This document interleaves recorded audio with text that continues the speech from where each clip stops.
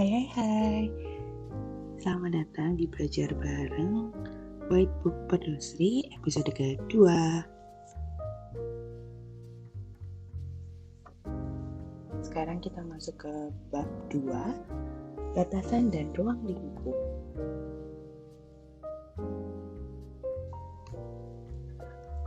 Rehabilitasi medik.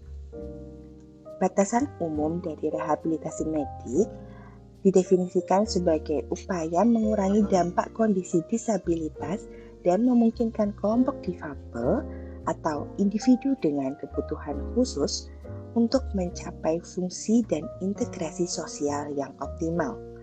Mencapai dan melihara tingkat fungsional ini dilihat dari segi fisik, sensorik, intelektual, psikologi, dan juga sosial. Untuk batasan hukum, yang pertama rehabilitasi medik. Rehabilitasi medik bertujuan untuk mengembangkan kemampuan fungsional dan psikologis individu dan mekanisme kompensasinya sehingga tercapai kemandirian dan kemampuan menjalani hidup secara aktif.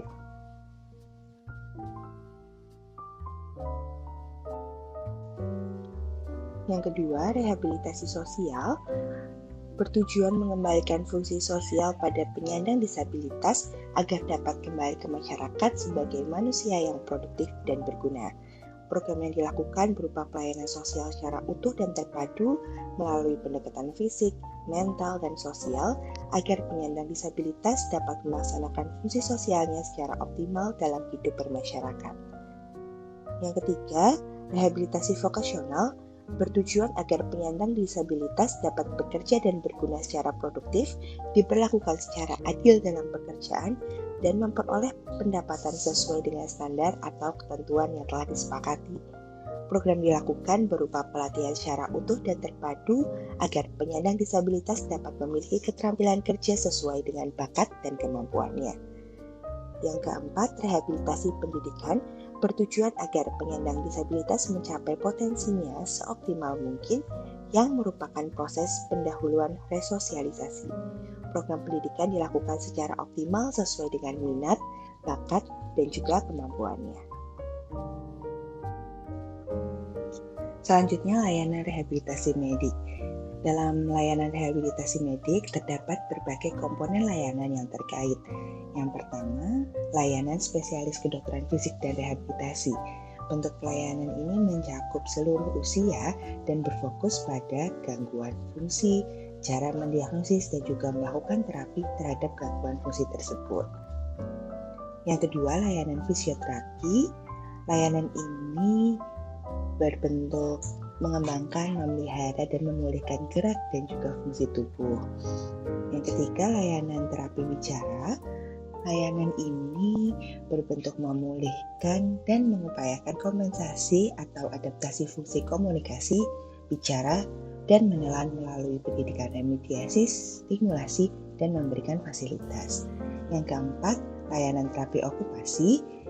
Bentuk layanannya ditujukan kepada individu dan atau kelompok untuk mengembangkan, memelihara, memulihkan fungsi dan atau mengupayakan kompensasi atau adaptasi untuk aktivitas sehari-hari, produktivitas, dan juga waktu luang.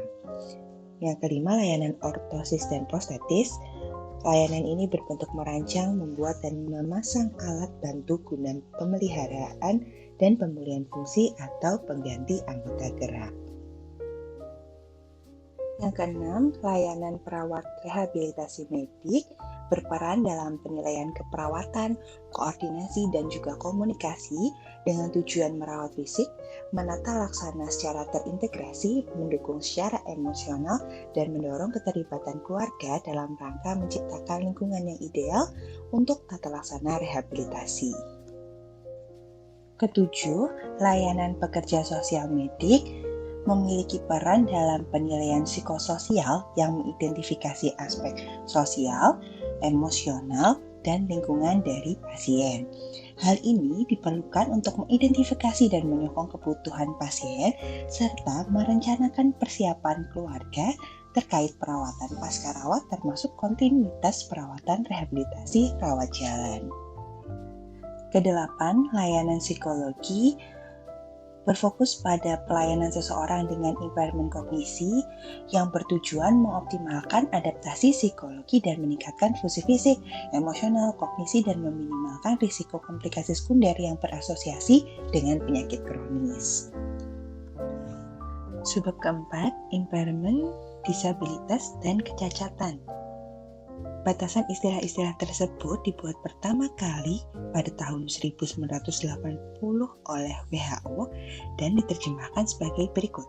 Impairment yaitu kehilangan atau kondisi abnormal psikologis, fisiologis, atau anatomis.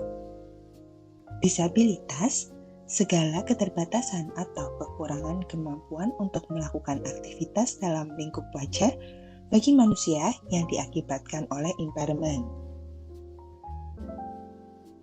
Sedangkan kecacatan atau handicap adalah hambatan dalam individu yang diakibatkan oleh impairment dan disabilitas yang membatasi seseorang dalam lingkungannya sesuai dengan faktor umur, jenis kelamin, sosial, dan budaya.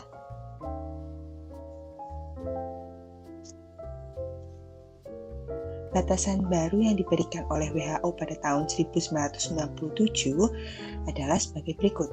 Impairment, kehilangan atau kondisi abnormal psikologi, fisiologi, atau anatomis.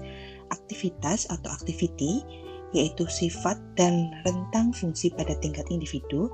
Dan yang terakhir, partisipasi, sifat dan seberapa jauh keterlibatan seseorang dalam hidup sehubungan dengan impairment, aktivitas, kondisi kesehatan, dan faktor-faktor kontekstual.